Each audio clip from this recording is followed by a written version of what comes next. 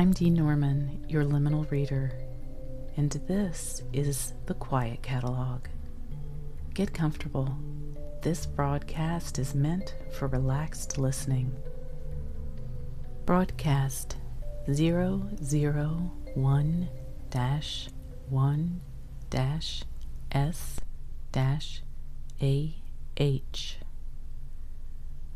After Hours, Oxmoor Mall, after closing, 1990s. The parking lot outside the mall is nearly empty now. Only a handful of cars remain, scattered far apart across the wide expanse of the worn pavement that stretches behind the mall. Heat gathered during the day still rises faintly from the concrete, warming the soles of your shoes as you walk. A light breeze stirs the evening air, carrying the fresh scent of trees beyond the road. Their dark silhouettes sway against a sky tinted orange by the setting sun. Most of the stores surrounding the mall have already closed for the night. Their signs still glow, but the interiors are dim, quiet, and empty. No headlights pass on the road nearby. The distant sound of engines is nothing but a low hum that settles into the background sounds of the hushed evening. Despite the breeze, the world beyond the parking lot seems faded and still. Yet the mall is still open. Ahead of you, the entrance to the department store glows warmly through tall panes of glass. You move toward it at an unhurried pace. The door to the department store is tall, and its handle is smooth, cool to the touch. As you swing it open, the humid air from the outside is brushed away by the cool, air-conditioned environment that awaits you. You step inside. The store is nearly empty. Soft golden light from the setting sun spills through the glass doors behind you, throwing your shadow across the tiles at your feet. The light spreads across the orderly displays of folded clothes and winks back at you from silver clothing racks. From somewhere deeper in the store, traces of powdery floral scents from the perfume counter greet you, mingling with the smell of crisp fabrics.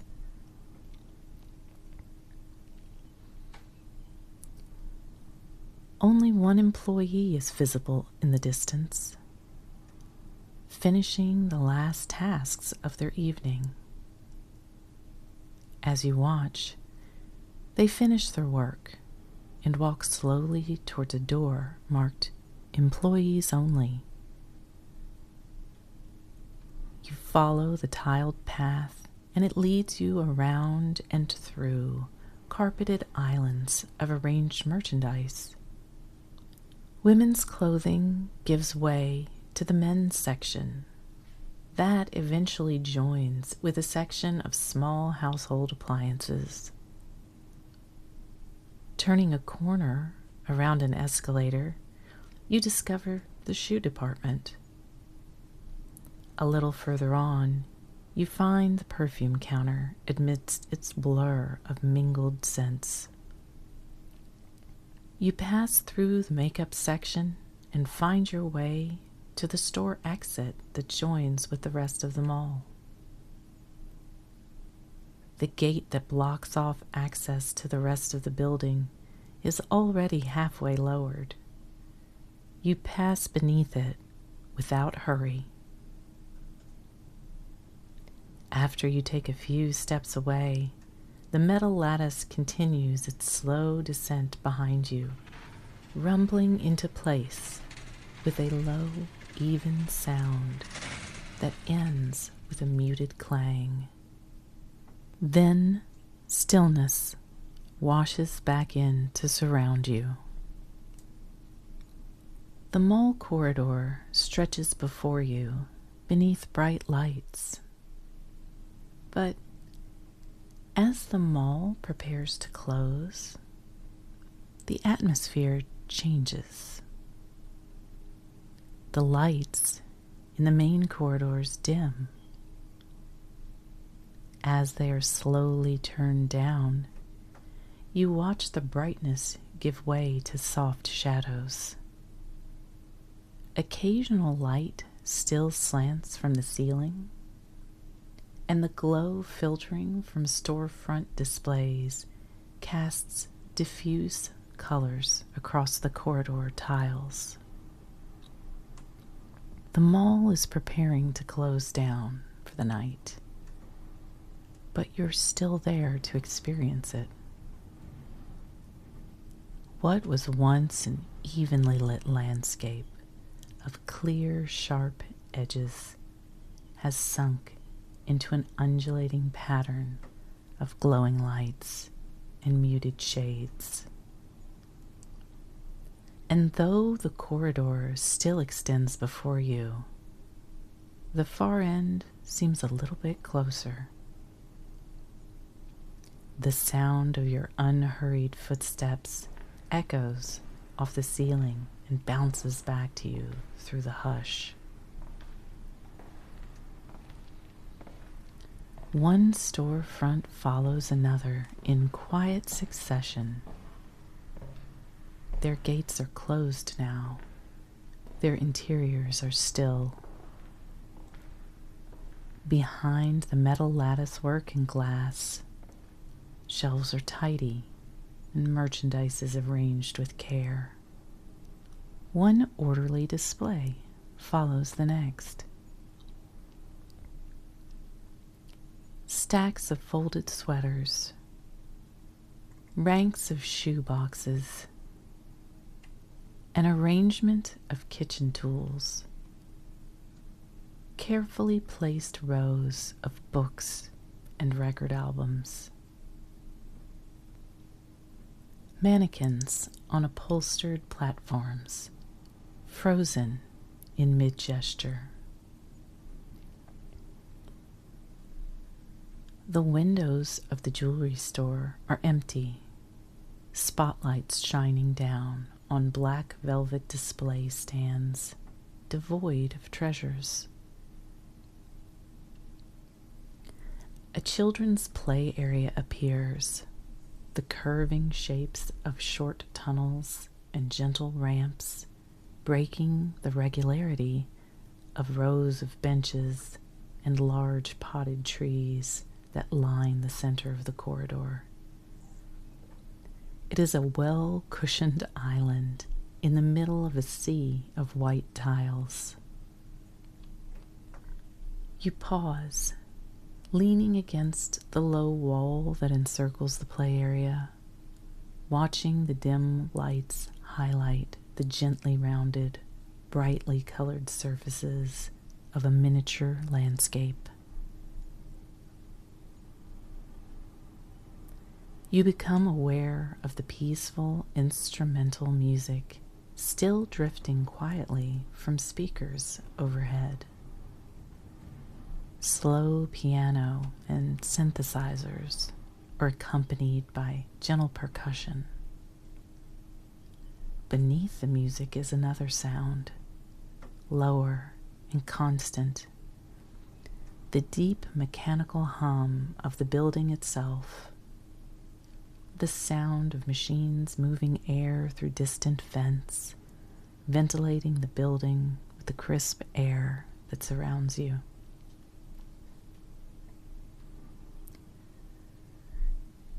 In a place once filled with busy activities and constant sound, you find yourself soaking in the peaceful quiet of a building nearly empty, a place of commerce and bustle that is now a place of rest and reflection. Eventually, you continue, reaching the midpoint of the corridor, halfway between the anchor store where you began and the center court of the mall. You glance down a short hallway that connects the mall to the outside.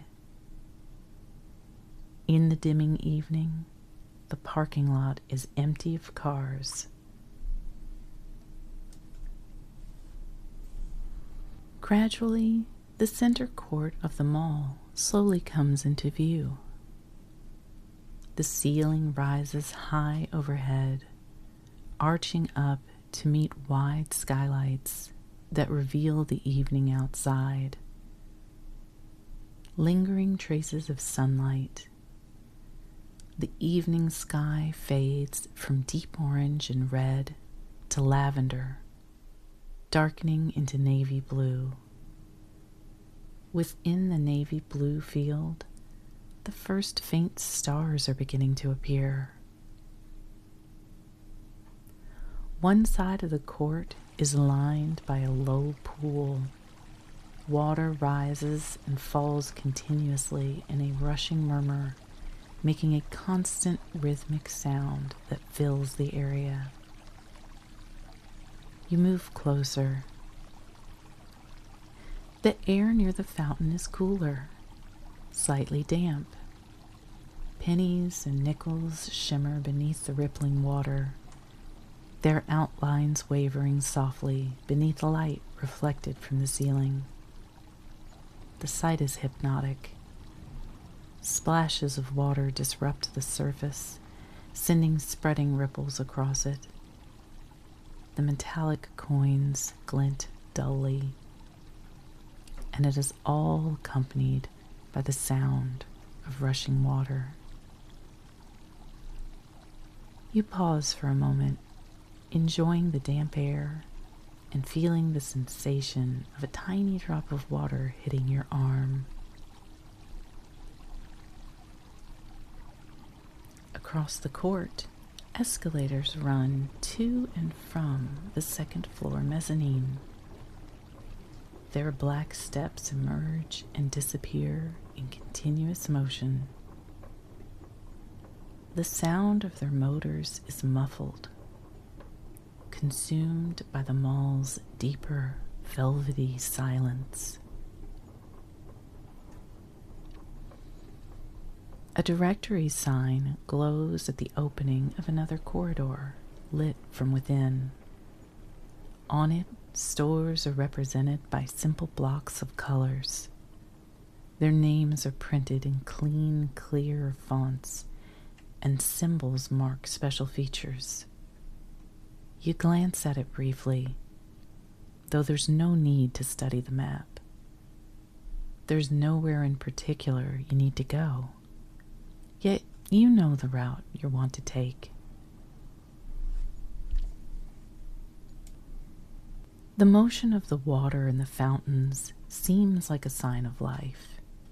It's the only movement you've seen since you left the department store and entered the mall proper. But you turn your back to the constant splashing and pass the lighted mall map, choosing to stroll down another dimly lit corridor towards another closed anchor store.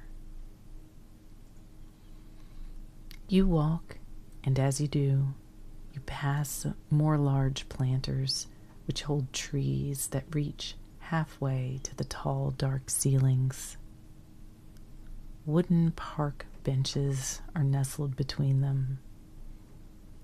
The trash cans you pass by are empty, just like the benches and this entire wing of the mall.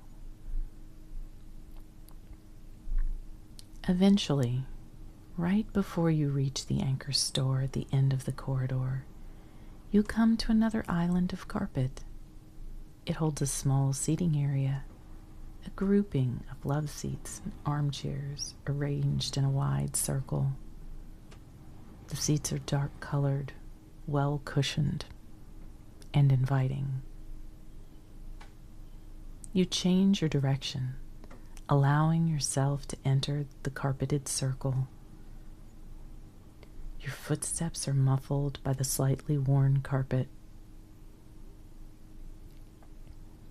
Choosing one of the love seats, you sink down into its supportive cushions, which give gently beneath your weight.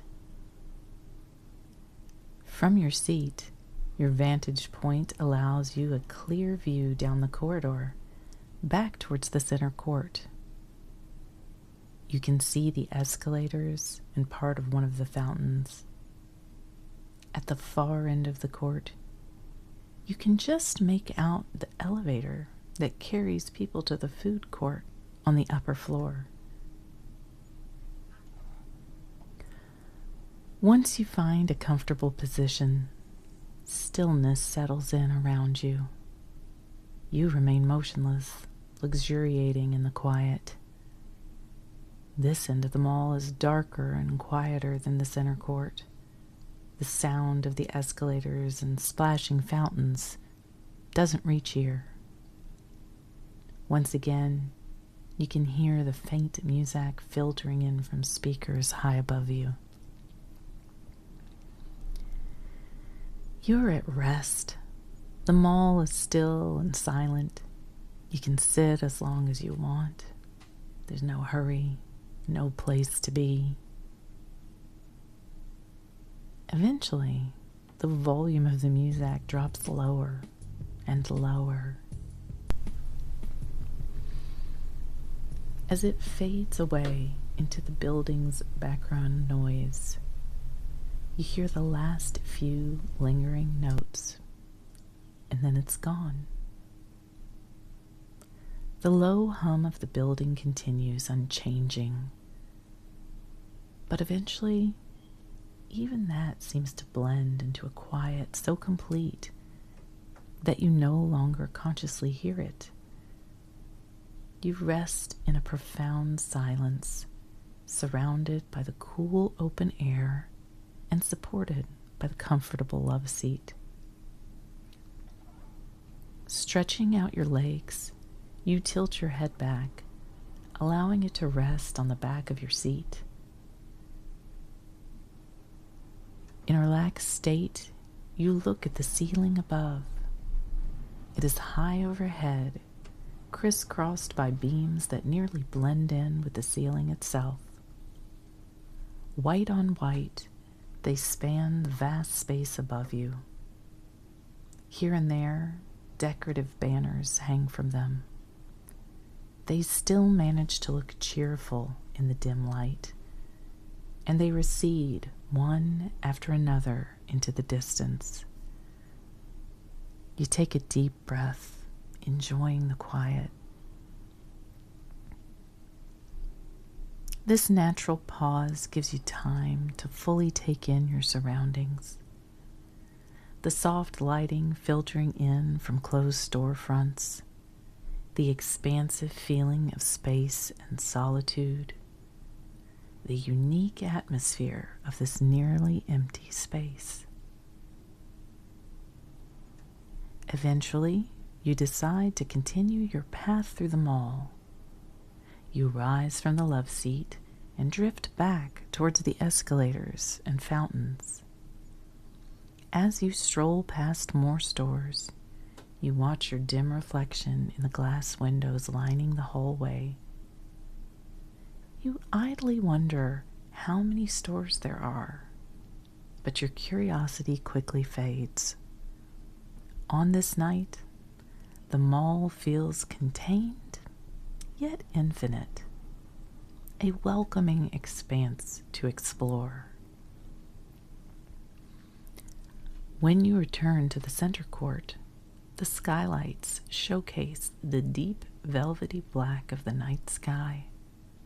From your viewpoint, a thin crescent of moon sails high, centered in the middle of one of the windows.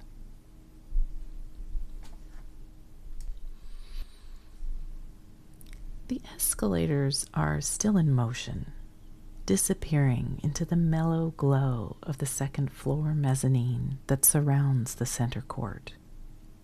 You step on one, and it carries you to the upper level. The second floor somehow feels more enclosed, more hidden. But here, the movie theater is still open, the only business in the entire mall that has not yet closed. The lobby is empty. Its slightly brighter light spills from the entrance. Movie posters line the walls as you approach, each one behind a glass frame and lit with a small spotlight. Titles, names, and faces on the posters blur beneath reflections and shadows as you move past them. Warm air drifts out of the theater, carrying the scent of popcorn. A solitary person stands behind the ticket counter. They don't speak, but they raise a hand in greeting as you walk by. Somewhere behind the lobby walls, movies are presumably playing, but everything is quiet. No sounds disturb the calm.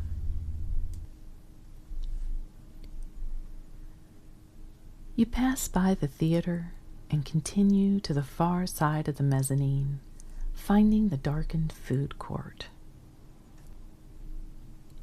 The lights inset above the dining area are dark. It is only lit by the lights emanating from the menus. Rows of clean tables stand in the near darkness. You walk slowly between them. Upended chairs rest on top of the tables. Their legs cast long shadows across the floor.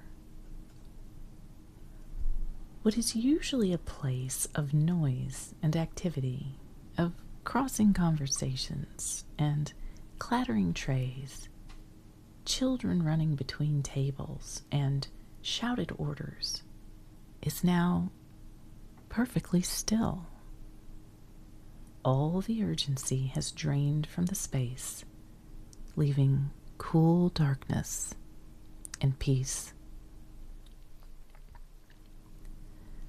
After savoring the calm, you continue your walk around the mezzanine and eventually find yourself back at the escalators. You pause to lean against the railing and gaze down at the center court. From above, the fountains are placid, light blue pools rippling in the lights shining above them. The open center of the court stretches away into darkness. A row of 4 white pillars curves around one end of the center court. After some time, you step on the escalator that carries you down, back to the first floor.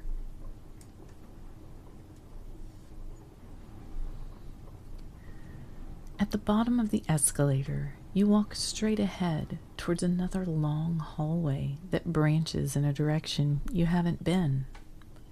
Your path carries you past the fountains, through the center court, and into a hallway very similar to the last one. You walk down one side of it, flanked by closed storefronts, repeating in quiet succession. One after another, the same familiar names scroll by. Metal gates shutter the entryways, or clear glass reflect the dimmed interior store lights.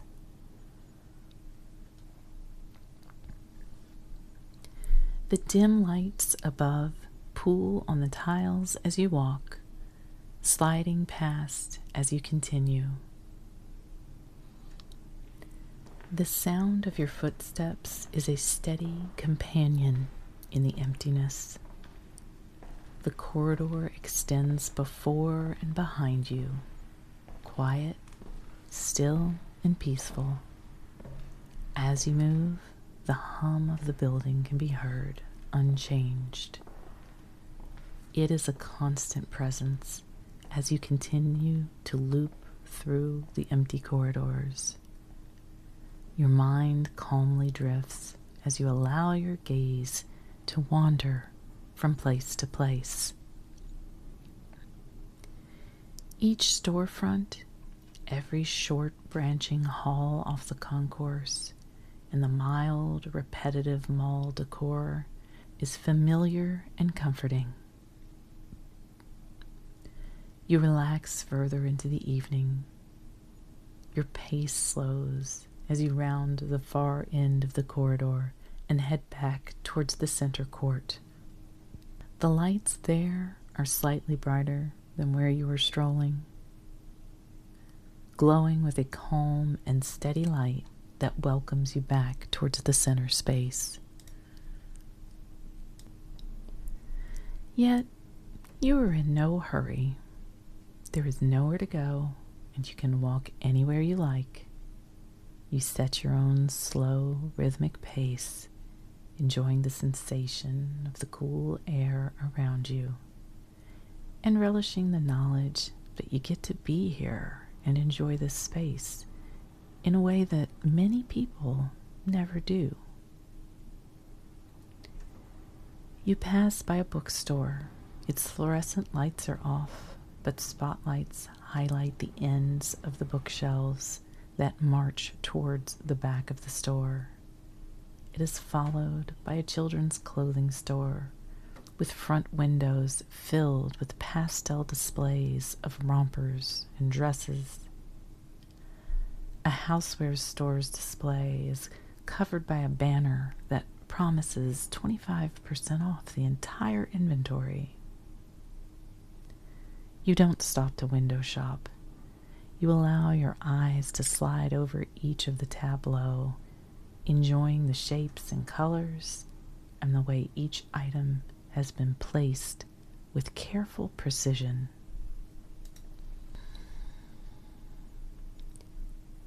At some point, after you've strolled to your heart's content, you do find yourself back at the center court, near the fountains.